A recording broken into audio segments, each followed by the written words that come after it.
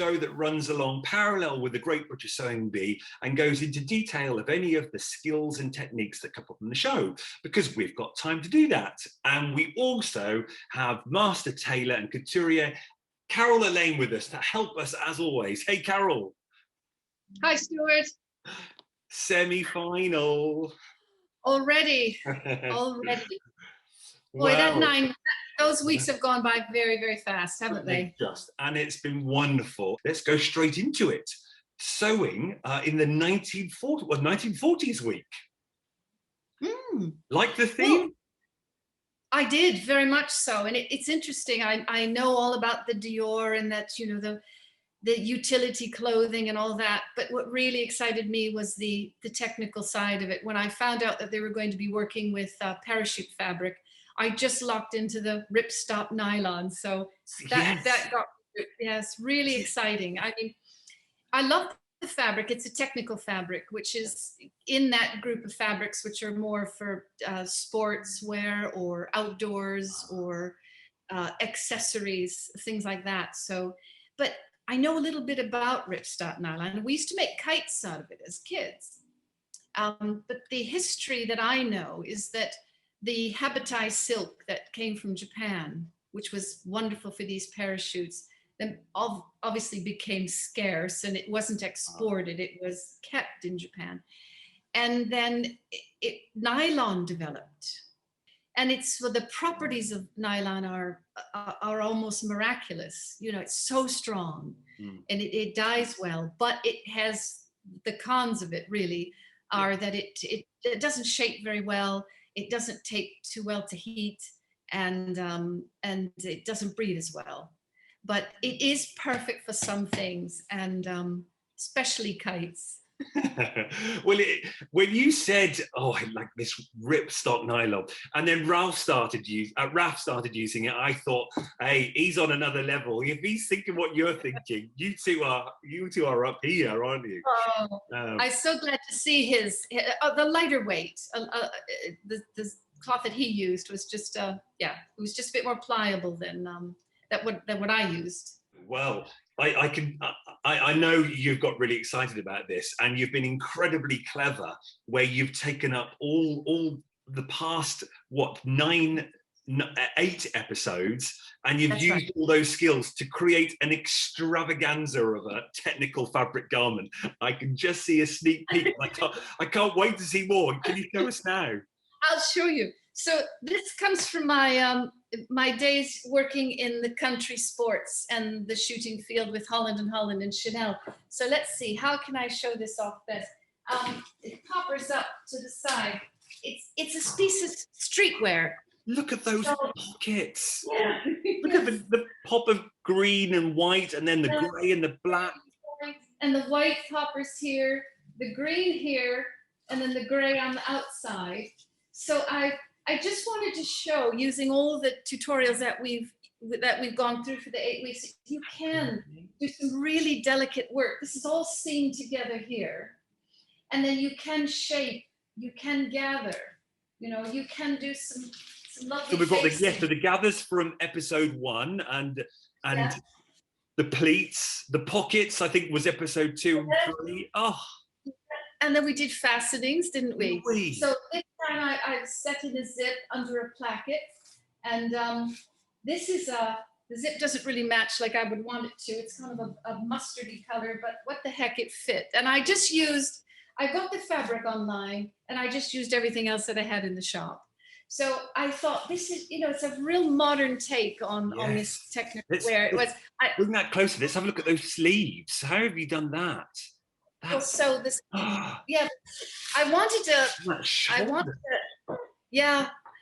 a kimono feel about this, which doesn't really go into with streetwear, but so I faced it with one of the colors, 4 colors, and then I put this in, and then it's actually got an opening under the arm, which is faced as well. So there's breathing. If I can, for breathing. Yeah. For those skaters who are getting a sweat on. That's right. So let's have a look at the back. Twizzle it right round, can you?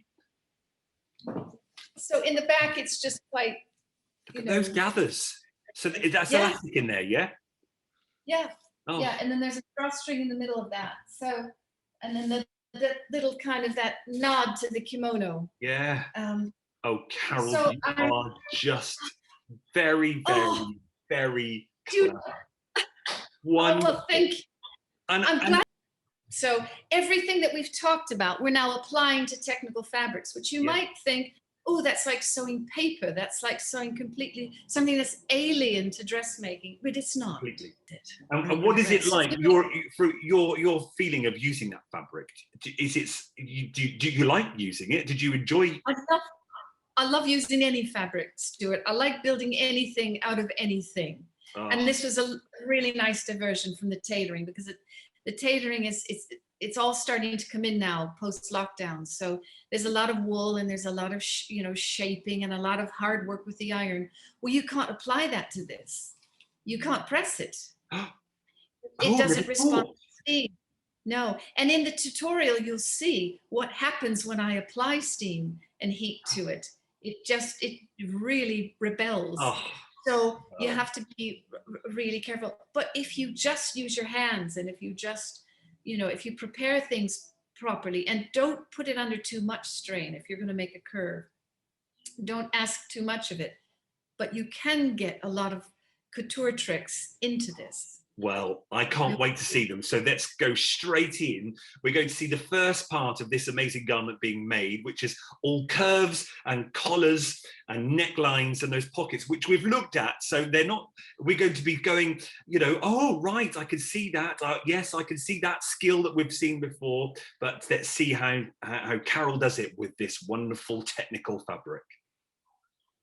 Here I'm working with a piece of Ripstop Nylon fabric. You can see in this weave it has a warp and weft pattern in it, which makes it easy to work with patterns. On the straight of the grain here, we can see that it's very taut, no stretch. On the cross grain, 90-degree angle, there's a bit of bounce, but it's here on the bias, the true bias, a 45-degree angle, that you can see there's quite a lot of stretch and ability here to shape and use like a dressmaking cloth. So this is sturdy, it's strong, stain resistant, static resistant, but one of the disadvantages of nylon is that it will melt and burn. So I'm going to just apply here a dry iron. It's not very hot. And then I'm going to add a little bit of steam. You can see it's starting to change its composition. And now a little bit more steam, and here we go. You see, so you have to be very careful. Eventually it will retain its shape, but it's best to use hand pressing. Even the warmth of the table here is starting to have it curl. So here's our nylon. We're going to see what we can do with it. Here's a gathered section. And because nylon, Ripstop Nylon, doesn't fray, it's very easy to cut into a ruffle and have a clean finish. As we've learned in a previous tutorial, we've set this up with 2 parallel lines of stitching. Use your largest stitch on your machine, the basting stitch. Sew 2 lines together and that gets put into a straight section.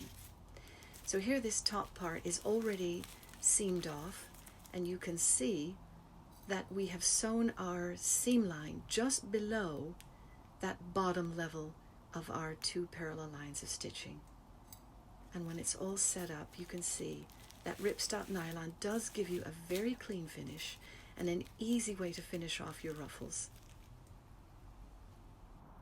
Another way to use gathers is to set up an elastic casing. And here we have a contrast casing, and we're going to use an elastic cord. Tied to the end of a safety pin, we're just going to ease this through, feed this through our contrast casing. It's very easy to set this up using that warp and weft grid of the nylon. Makes everything straight and aligned. And now on the end, the drawstring end, we're going to add a stopper. These are spring-loaded, and you can see when you just depress the string that you get that hole that you feed your elastic cord through. So we've done that, and by depressing and releasing the spring, you can see how you get that stopper effect. So you can set it up and then decide on the length. Now see how you use this to achieve your gather line through the casing. To finish off the end, you can use one of these end caps, and you just feed it through the smaller end, and then tie a simple knot. You do 1 or 2 just to make it secure, and then that end cap will just fall down and finish off the look of your elastic cord. We're going to face a neckline using a bias section that we've cut. We've cut a small inch section. We don't have to sew a stay stitch around the neckline because this nylon doesn't stretch. Now, to prepare this facing, I've folded it in half. While I was doing other things, I just set it with a clapper and a few weights, and that set in the fold line. So now, folding this with the raw edges together and placing the 2 raw edges to the raw edge of your neckline, we're going to set up and stitch this facing. And we're going to try to add a little bit of ease into this. We're going to ease the facing onto the neckline, and I'll show you how that works. I've pinned the bias section to the neckline edge with a bit of ease. You can see the rippling here in between the pins. Now, I'm not going to sew this as pinned. I'm just using this as a guide. So every time I release a pin, I will let the easing of this bias band, I'll let it go a little bit so that I don't create any pleats in my work. So here I've just started to sew, release the pins, and just use this, use your eye, use your fingers to just work out how much fullness is working, and just let it go if it's too much, because there's a lot to do here with this slippery fabric. You've got to keep your eye on the presser foot edge, make sure you're maintaining that 1/4 inch seam allowance. You've got to watch your pins. You have to watch the left side, which is your garment, so that there's no pleating working its way in there. And you've got to make sure that you can see that little ripple effect as the cloth leaves the machine, as it leaves the stitch behind the presser foot. You can see the little curling edge there. So I am getting a little bit of ease in. And I can see now that I have created a little bit of pleating. We're not going to worry about that. There's 1, there's maybe 2, but you know what I'm talking about here. This is about practice and learning how to assemble these layers of fabric in what is a very tricky fiber. So now we've come to the end.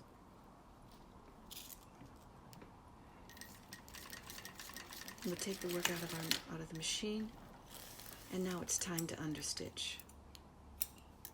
You can see 1 or 2 pleats. We're not going to worry about it for now because this is just to demonstrate how you manipulate these. Now we're clipping the curves. We're clipping into the stitch line. Your concentration should be a bit closer together where the curve is steeper. Where we're on the straight here, the cross chest, you can clip a little bit at longer intervals. But now as we come back into the shoulder area, we're going to make our clips. Whoops, there we go. It's very flighty fabric, you can see. Make our clips a bit closer together. Now, take all layers of the facing and secure them together in an understitch.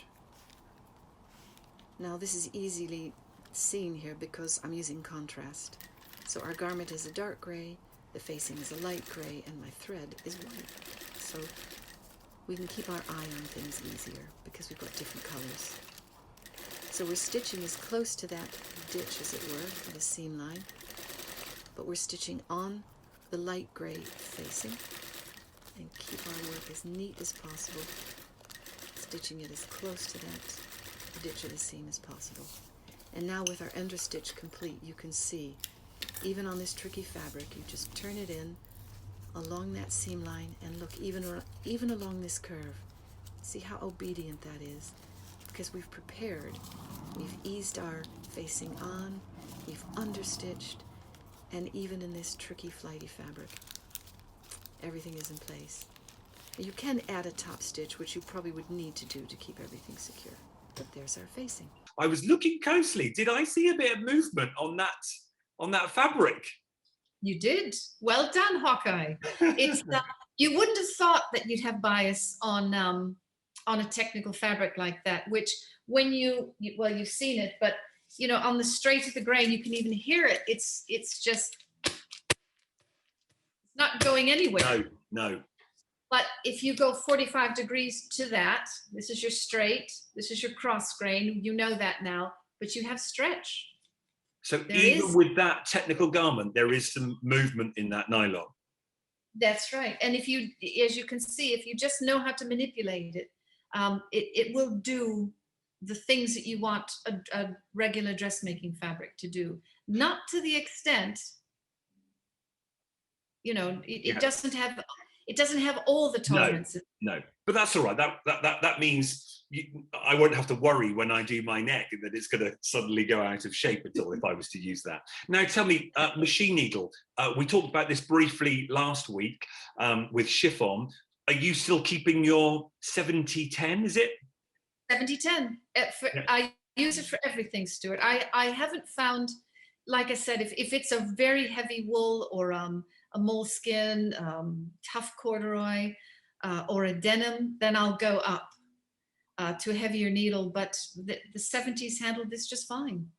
As we're talking about technical fabric, we might as well talk about Raf then, just briefly, because he was using it. How did you feel when you was watching him work with that in that final round?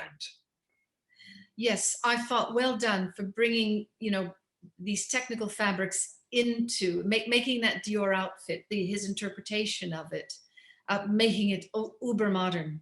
And I loved every fabric that he chose, but it was quite a textural contrast between that spongy fabric and the ripstop. Well, the ripstop looked so delicate, didn't it? You could practically read through it. And he said you have to wear something underneath. But it was so, I think Joe picked it up and it just floated down back to the cutting table. So I thought it was almost like a really fine interfacing, wasn't it? It was just... Yes. Yeah, so yes. The spongy one, is that scuba? Was that right? Did they call it scuba? Yes, that's right. That's right. So that was his base fabric, and then he put something over that, didn't he? Yeah. Another white fabric. Brilliant. So wonderful. Yeah, it must. From your background, it must then be just, well, it's interesting seeing anyone use fabric, but when they're using technical fabric like that, it must have been a joy to watch. It was every bit. I loved his outfit. Well, let's go into the tutorial and how Carol puts them in to that amazing garment there. Let's look at how we are going to construct this complex decorative band on the front of our jacket. We have the top section where we've seamed in our white strip between the two layers of gray. Using our grid, this was really easy to cut things and seam them together. We're going to back it with a piece of white so that we bring out that white stripe, and then we're going to stitch these two together in the ditch.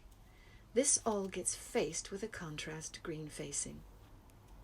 And to fix our closure, we're going to use our plastic snaps, and we're going to match them to the colors of the band and the contrast facing. So here we are at the machine with our 3 layers.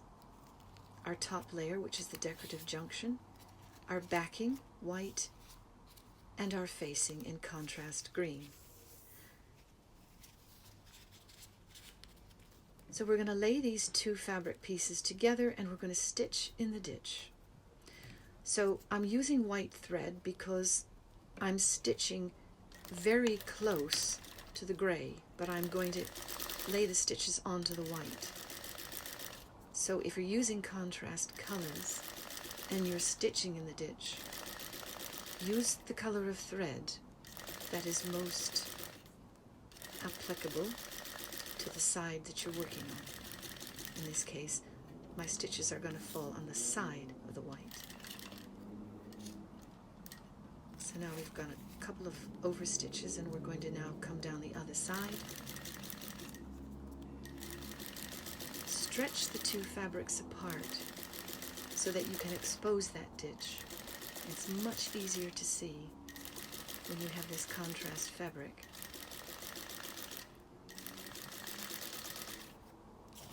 So now we've come to the end, and now we're going to apply the facing.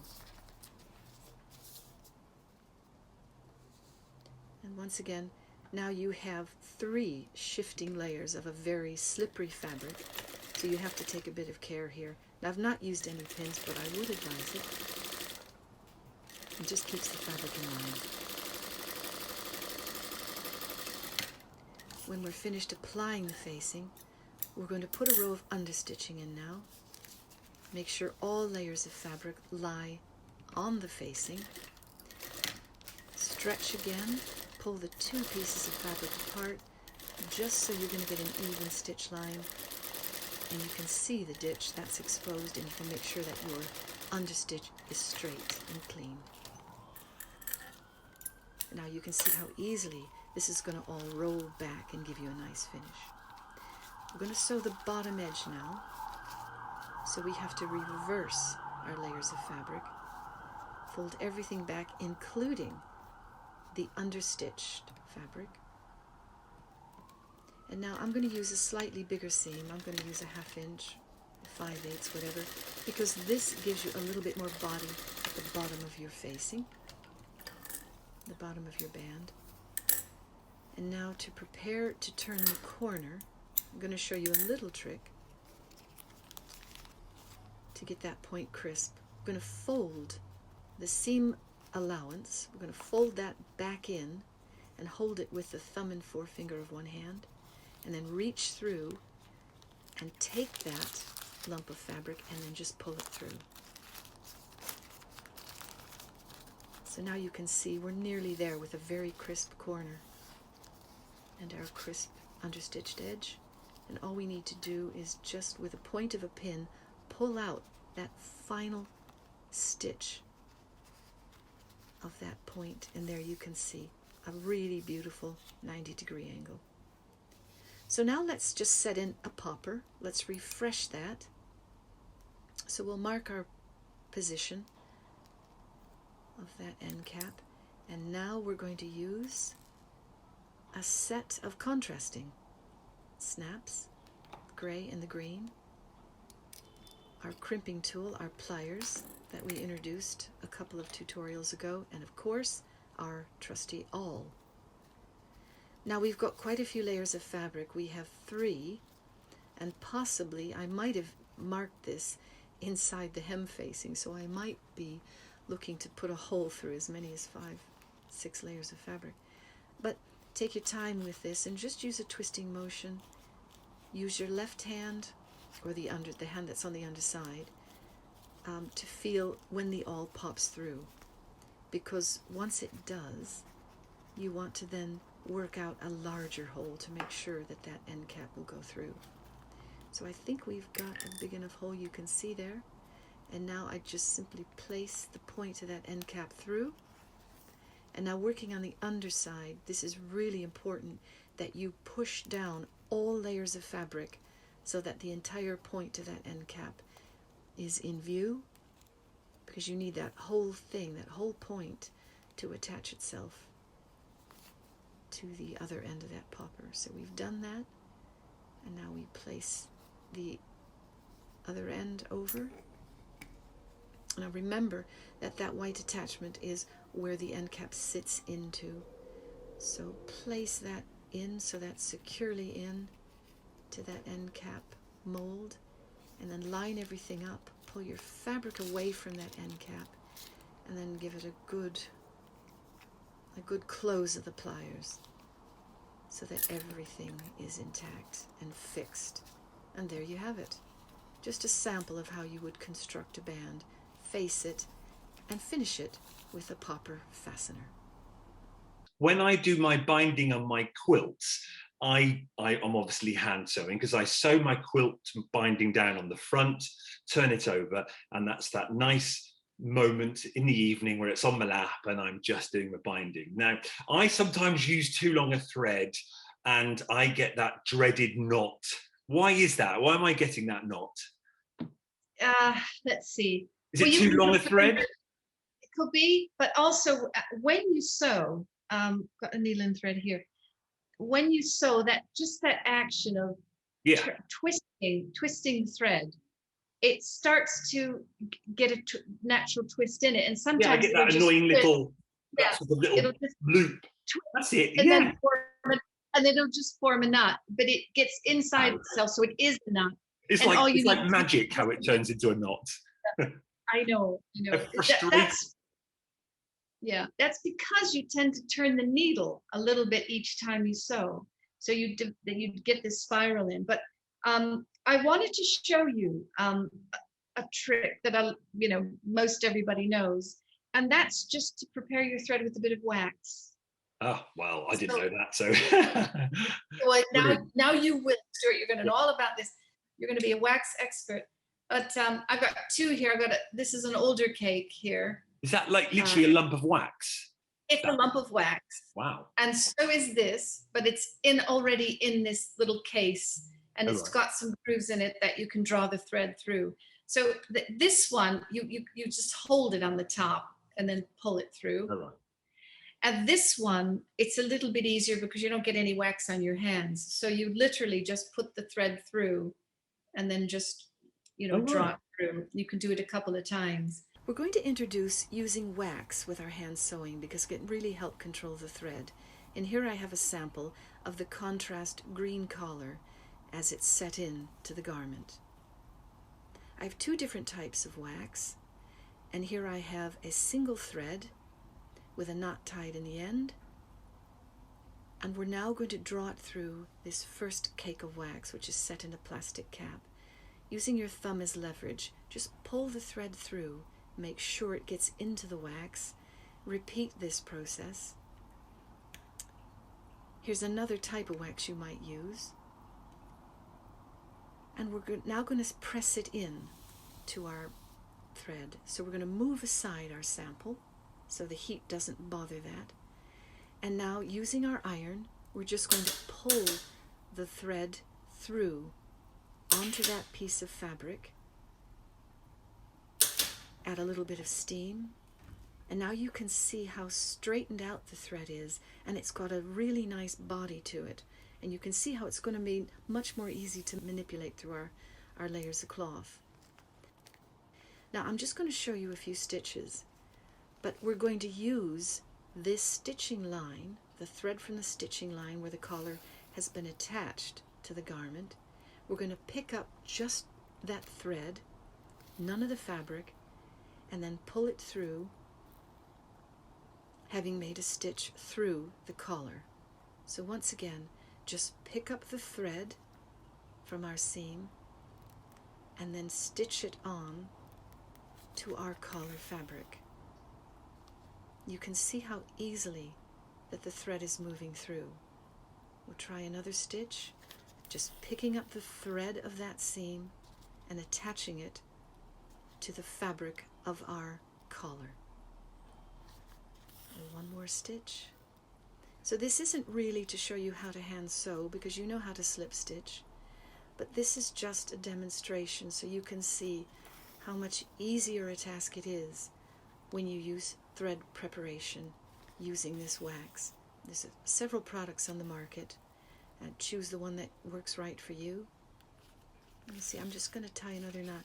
Even when things get in a muddle, you can see the thread still behaves. It's right through that loop, and there you are. So it's a much easier task to sew. Have yourself a cake of wax on hand all the time. Fabulous. Thank you so much for doing that. It's like a culmination of everything that we've done and reinforcing those skills, because as with anything, when you're learning something, they are the same skills, or often the same skills, just used over and over again. So you get better at them, don't you? That's right. And you think these things are easy. Oh, that's just a technique. Well, you just do that, bind that, hem that. But actually, there are techniques inside of all those simpler tasks, And I think this is why you and I are talking. We wanted to lend that to the show.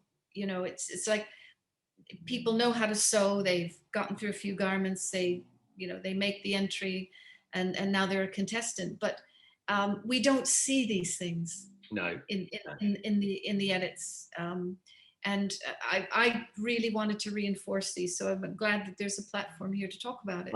It's been really good and thoroughly enjoyed doing it and learning, and I know we've all learned. Speaking of which, because of how well it's done, I'm going to go nicely into, before we start talking about it, our little competition.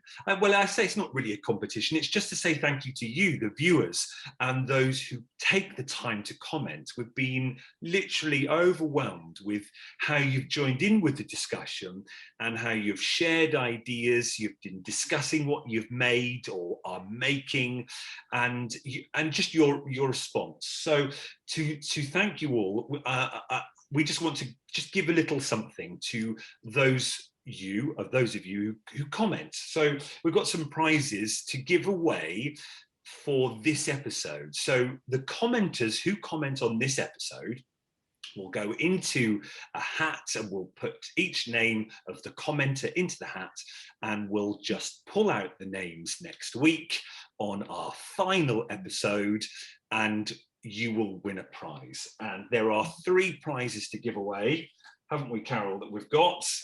And when you see them, you'll go, oh yes, that makes complete sense. So one prize is clapper. Clapper, of course. It has to be, doesn't it? We've learned so much about that, and how a good a tool it can, impact on your sewing. So someone's going to win the clapper. My next favourite one, the tailor's awl. Oh, of course. Yeah. So someone's going to win an awl. Very good. And then you can't ever forget haberdashery. I love all the haberdashery. So for another prize is lots of little haberdashery items. Because of couture work, we've got a thimble. Perfect. Some sharp needles, some sharps. Obviously needles are sharp, but sharps are a type of needle, aren't they? That's right, yes. Some wonderful fabric clips. Very handy. Aren't they just? And some snippers. I love using snippers at the sewing machine rather than scissors. What do you use? A combination of both, but snippers are nice. You just pick them up and you start right away. As soon as you pick them up, you've snipped your thread. Well, you've got to find the fingers, position in the scissors. But no, what a great selection of gifts. So that's a prize for someone. So for whoever takes the time to comment, and that's kind of why we've sort of just dropped it in the middle without advertising it, because the people who comment are the people who tend to watch the whole show. So it's just a nice way of thanking them and not making it too obvious. So if you comment, all your names will go in the hat. There'll be 3 prizes. We'll pull out 3 names, and hopefully you can win something just to say thank you. And I will send it wherever. I know some of you are in America, and Dorothy is in South Africa. Rob's in Seattle, and we often read your comments. I will send it wherever. It doesn't matter about postage, because it's just our little way to say thank you, because you have taken the time to sit and watch, and that means a lot, doesn't it? And we've loved the discussions as well. We've liked getting involved with their comments and their questions and things like that. It's really, it's another bonus to doing this. Absolutely. So comment away on this video, and then you'll stand a chance to win one of those prizes. And we'll look forward to reading what you all comment on, as always. So let's go straight into it then. We've got, as I said, 1940s week. We had the pattern challenge.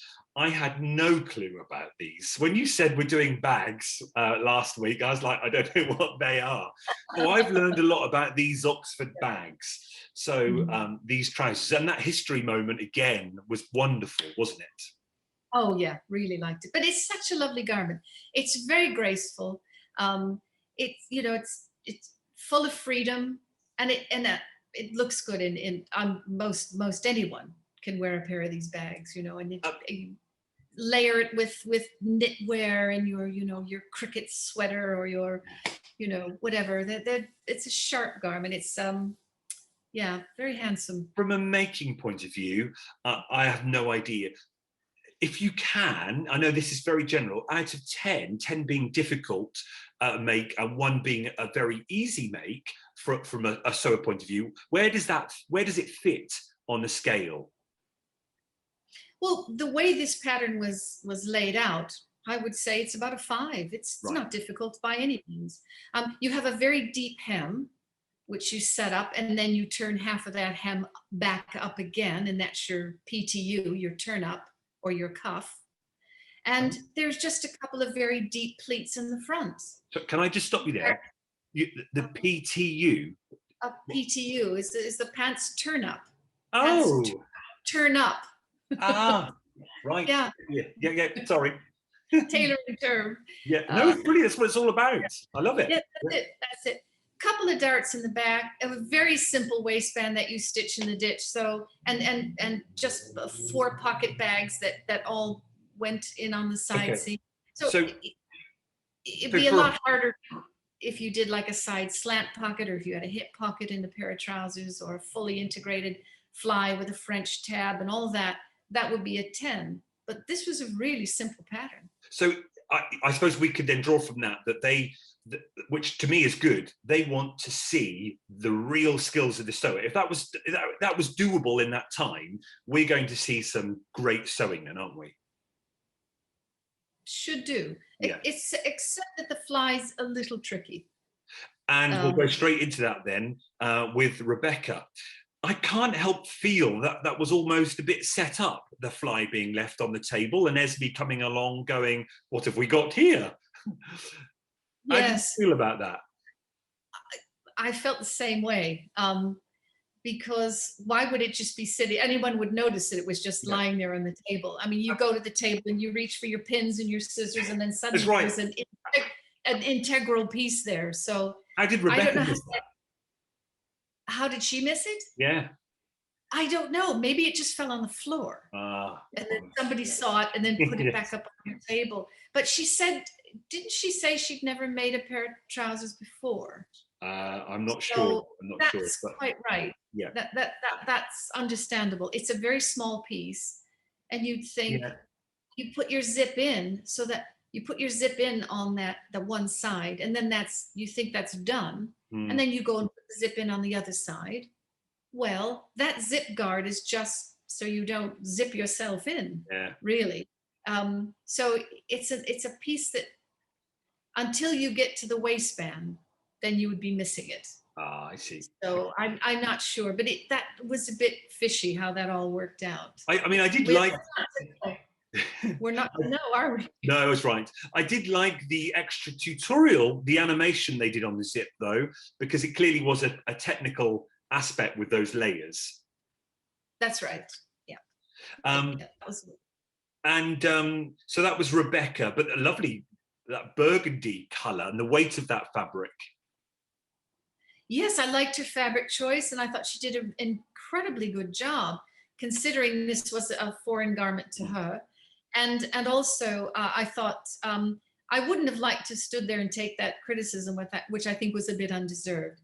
No, it didn't look like she just bunged it on. She actually put it back in place. Yeah. She sewed over another line of stitching, but you wouldn't have noticed it. No. And it was only, the comment was only, if you look closely, you can see a second line of stitching. Well, so what? She got the piece in, she got the waistband on. What difference does it make? Mm. There were a lot more glaring errors in other people's sewing than that. So that was tough to hear. Well, let's move on to then Fari next on my list. We know she's a very good sewer. We know she likes to take her time, almost to the point where she doesn't look at the clock because I want to do this properly. So if the first half is done properly, but then she runs out of time, that's it. That's what she does. And so she did have some of it wonderful, but she just not finished with the button. So close, so close. The hook and bar didn't go on, and she just pinned it in. It was a great shame. Yeah, because I think that probably set her up for that week. And in a lot of the edits, she did look quite glum, didn't she? Yeah. But it was so close, wasn't it? Because how long would that taken for that hook and eye. You probably could have got that on in a minute. If you just doubled your thread, put a couple of stitches in the hook and a couple in the bar, and you probably could have very fast. What about Serena and the grey? It was like a wool type fabric, I think, wasn't it? The grey. That's right. I mean, kind of the perfect fabric choice, really classic. So and I think she did a very, very nice job. I didn't really notice. It was hard to see exactly what the criticism was about the bubble on the band. It didn't come through, but the rest of it was so good. The rest of her work was so accurate that the kind of the place setting there, the first second, was a bit confusing. Yes, well, let's move on to Raf, because I think with your experienced eye, you spotted a few sort of, not errors, but things that might have caused that judging to be the other way round. Is that right? Well, when I was watching it, it struck me right away that he was sewing the fly line, that decorative stitch, that curved stitch, that joins into the center front. And I thought, oh, he's running over the pins. He's run over the pins. I wonder if that will show, because on a thicker fabric, if you do run over a pin, you can create a small pleat. Oh. And sure enough, when I saw good eyes, good eyes. Well, I've done it myself so many times, and then also the top of the zip, that was a big pull on it, on the top of his fly. So those were two pretty obvious, inaccuracies about the finish. But again, kind of glossed over. And I remember the comment, because I was really picked up on that when he ran over the pins, and then the comment was in the judging, oh, your fly looks good. And I thought, well, and then later, if you're going to pick up someone for a pressing error, that's done an impeccable job on every other aspect of it, and then you're going to miss out somebody or who's run over the pins and doesn't have the zip lying in correctly, and there's a great pull in it. No, I understand. And I think the only thing they pointed out was his stitch in the ditch on the waistband, as like I found with doing the romper, he just came out of the ditch and went down a bit, didn't he? Yeah. Okay, so that was Raf first, Serena second, Rebecca third, Fari fourth, but we were questioning maybe Raf and Serena with the judging. Would it have been the other way around? I think it should have been. Okay. The transformation challenge, then, we've already talked about this. The parachutes. I loved this round. I felt, and I don't normally say how I feel, but I felt Rebecca was really pushed to the bottom. I didn't feel she should have been down there. So let's go straight into Rebecca's. How did you feel about Rebecca's? I thought she took the biggest risks. I thought she showed the greatest imagination. I thought she had the biggest technical challenges, and she used a lot of fabric, which was the brief. Use as much fabric as you can. And if you need more, you can share. That's what they said, wasn't it? Yes, that's right. No, I thought she did a spectacular job. Really creative. That's full of imagination. What do you call that? Smoking. Yes. Which wasn't even picked up on. I know. They just glossed over that. No, it wasn't even noticed. But that really made the feature. Didn't it? And beautiful. And the belt, the two-tone belt, and so that deserved top honors. And it was a beautiful silhouette. And the colours, because she had the orange and the green, but then those white sort of, is it those Latin? Yes, that trim that was part of the engineering of the parachute, just so beautifully used. And this is my teacher hat on here, and I think other people have picked up on this when they said you were fourth.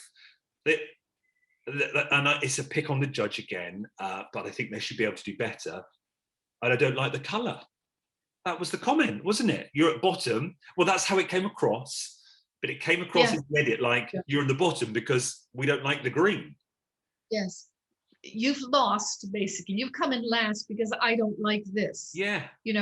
which is a cosmetic thing. Completely. So don't put that green parachute in with the mix. If you don't like green parachutes, put more orange ones in.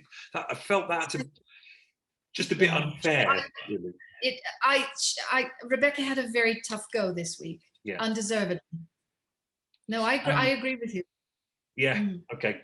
Yeah. I thought it was a lovely make. You know, it was a really low criticism, and then to forget and to overlook everything else that's gone into it. Next on the list, Fari with the purple and pink sort of combo. Yeah, that confused me a little bit. It started out as a good draping exercise. But then there was more not dress than dress for me. You know, I can't see that being worn. But clever with the ties at the back, using the fabric cord. Clever with the ties, yes, that worked out well. So yeah, the rigging was well done. Yeah. I didn't write anything about Serena's because I just put blue, phenomenal. It was like the grapes from last year. Can you remember the grapes that Therese did last year? Yes, I do. Yeah. Again, that was for me a very safe exercise. The ruffles had to go on the dress. The dress had to fit the mannequin. So there was some challenges there, but I didn't feel that it had the level of complexity that the others had. Yes, if you're comparing them like that, yes, it looks. It's got that wowness, hasn't it, because of all these ruffles? But when it's the same skill repeated over and over. Whereas, say, Rebecca had lots of skills in that 90 minutes. Yeah, and so to make a basic shift dress that just haltered from a point at the top, and then just cut miles and miles of ruffle, and gather them up. It's there was one moment when she was battling with the ruffle. She looked warm, didn't she? Like her cheeks were red. I felt for there sewing all these ruffles. And Raf's wedding dress. I loved the idea. It looked a bit. I think it's because the parachute, but it looked a bit off-white and a bit dirty from the front. But I liked the shape of it. I did too. Yeah. Yeah, and he put a lot of gathers in it, which did put a lot of concertina onto the bust line, which then that took over, didn't it? That sculpture took over, and it ballooned a bit. I think Esme was being like PC with her words, wasn't she? How did she say it's a mother's mumsy or something like that? Yes, that's right. Mumsy, yeah. But it sort of bellowed out. Yeah. It did, yeah, because there was so much width in it that it bowed. Yeah. It bowed, so it didn't have a crisp, bust line. So Serena was first, Raf was second, Fari was third, Rebecca fourth. Whereas I think I would have put Rebecca at the top. What would your standings be there? Rebecca would have come first, absolutely, but just because of the complexity, and the creativity in it. Then probably Serena second, and then Raf third. Mm-hmm. Rebecca really is. I feel over the last two episodes, her journey's kind of been like this, hasn't it? I think it's plateau. There's not much going on. There's suddenly, whoop, hasn't it? Don't you feel? I think the competition for me is now between Raf and Rebecca. It's because Rebecca's improved so much. Yes. And she's starting to find some courage in her ideas. And the parachute transformation really, for me, she really set herself up a notch. She's grown a lot, and her skills are getting a lot better. And but still with the judging, she's still kind of in that, okay, thank you. I'm all right. I'm second to third or fourth even. Yeah, all right, this is me. But I think next week is going to be really exciting. Well, I think so, because, and I think someone wrote it in the comments, this could be, the clever editing where suddenly Rebecca comes through and takes the final, and we're all left, wow, where did that come from? That makes for it will make for an excellent finish, won't it? I can absolutely see that. We've all just gotten used to Serena coming Yeah. first and everything, but there is that playing it safe element, isn't there? Yes, yeah. With Serena's work. Mm. Well, let's go to the made to measure then. Tell us about a little bit of background about Dior and your feelings on Dior and his work. It was just that the classic silhouette. I think that the thing that you retain from that, and it was the use of very sculptural fabrics, and then so that means fabrics that don't move so much. Or that posture very well, you know, that hold their shape, that hold their sculpture. Yeah. So, you know, that classic fitted cream jacket into that lovely wool skirt, or taffeta, or whatever it is. He's done so many. And then the use of contrast, and that the waistline, which just the top and the bottom grow out of that waist. And it's such a sensational shape.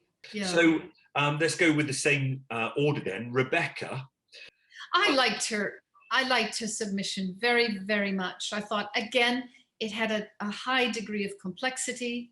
She mixed a lot of things, you know, her rouleau buttons, loops, which, okay, let's just get this over with now. The buttons were not sewn in the right position. Let's leave that. Everything else was really charming. It's a summer dress. It's spring. It's summer now. You know, and I really like that. And to introduce floral, a contrast is just something. It's new. Absolutely. It's different. She executed it beautifully. It had a charm. It had, except for the buttons, it had an accuracy about it. It had a fullish skirt. The waist was highlighted. She worked the peplum in.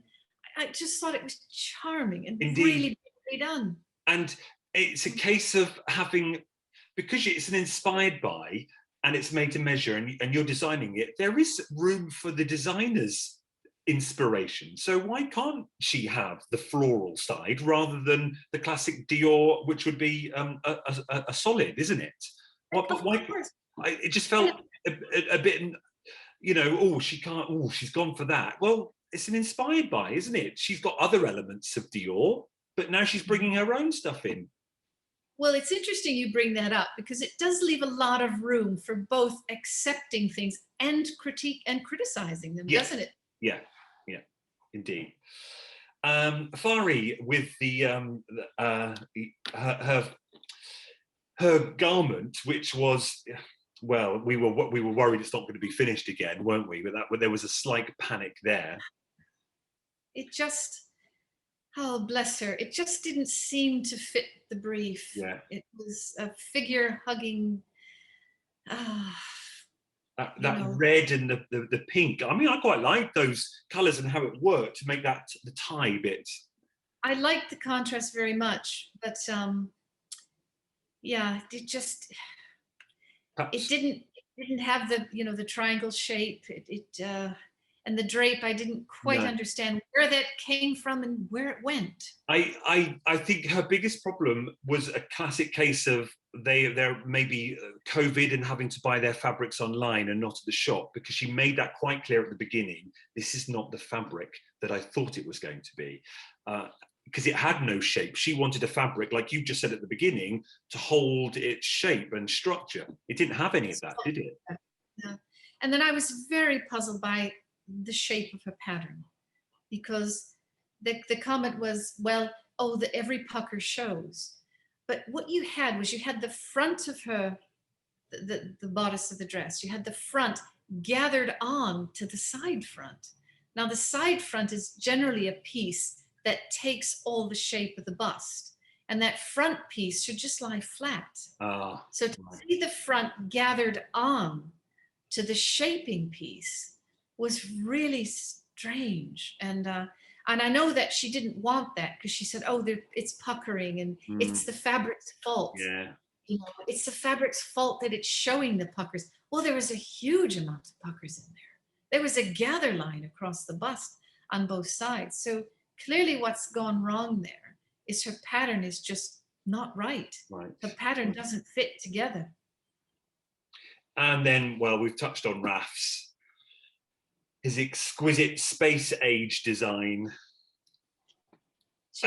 Is it on a different level, isn't he? From a designer and from as a technician, just brilliant, wasn't it? Just the vision. Yeah. The vision of saying, this is what I'm going to take these two completely different fabrics. One is light as a feather. The other one is, you know, spongy and sculptural. And I'm going to make something that works together. I'm going to merge all this together and make an ensemble.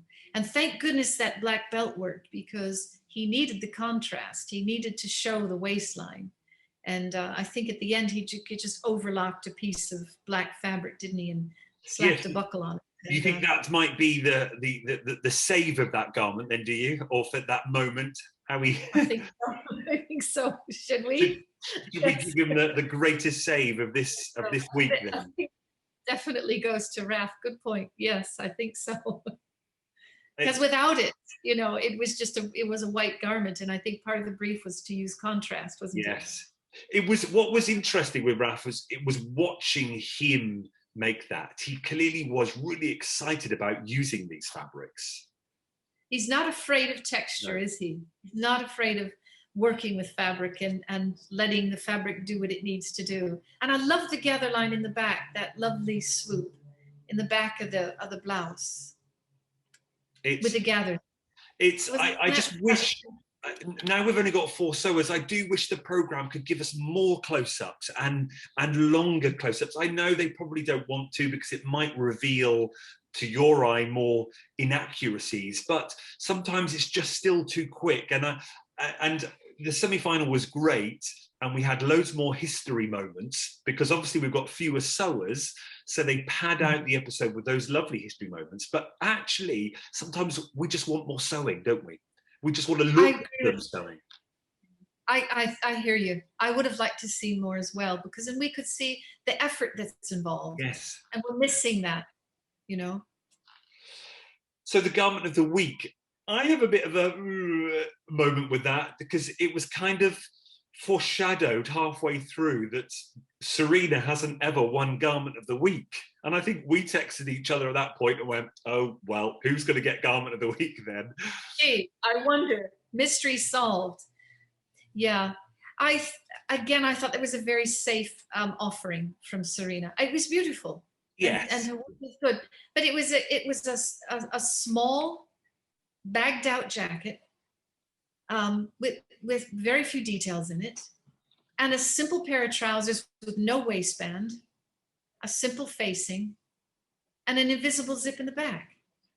Simple pockets. Yeah. I mean, it looked wonderful, didn't it? But it looked wonderful, and because she chose fabric which was just perfect for the job it needed to do. I mean, it was just a wonderful marriage. That lovely pinky clarity wool for the jacket was just perfect. But again, I don't think it had the degree of difficulty that the other garments did.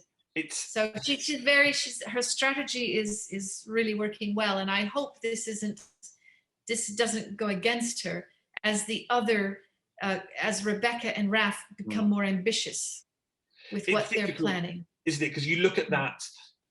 When you're judging that, are you judging them on how? As we talked about before, how many inspiration points, or are you judging them on their sewing skills, or are you judging them on both? That must have been hard to judge. Yes, I think so. I mean, I always use the three criteria. I use risk, I use technique, and I use creativity. Those 3 things. Yeah. And then I have a scale, and that's it's never steered me wrong. So I don't know. I because week to week, I'm always surprised at who's come out on top and who's lost for whatever reason. And I've not been able to connect the dots on this at all. I think many people have said, and we love the program. I know we're dealing deep into analysis here, and that frustrates people, but it seems that way more this season, more than ever, those sort of maybe inaccuracies or the way it's come across with the judging, like we can't see it, we can't call it. But then does that make it more exciting because we can't call it? Don't know. One of those things. But hey, there we are. We're up to the end. The semi-final. Yeah. We had to say goodbye to Fari, didn't we? Yeah, indeed. Well, I think we kind of knew that was going to happen. Yeah. Um, And we're left with Rebecca, Raf, and Serena. And as you said, that could potentially be a very exciting final. How Rebecca is. Yes, it is. It's anybody's. It's anybody's win. Well, we love to hear all your comments. Remember, if you're commenting, as we said before, you could be up for a little prize or two for thanking you for joining in and getting involved with the discussion. We've loved reading your comments. They've been fascinating, haven't they? Over the 9 weeks. It's the final, and they just announced one winner. So we will watch and we'll find out who the winner is, and we can't wait to come back for one more episode. Till then, happy sewing, everyone. Bye-bye. Bye, everyone.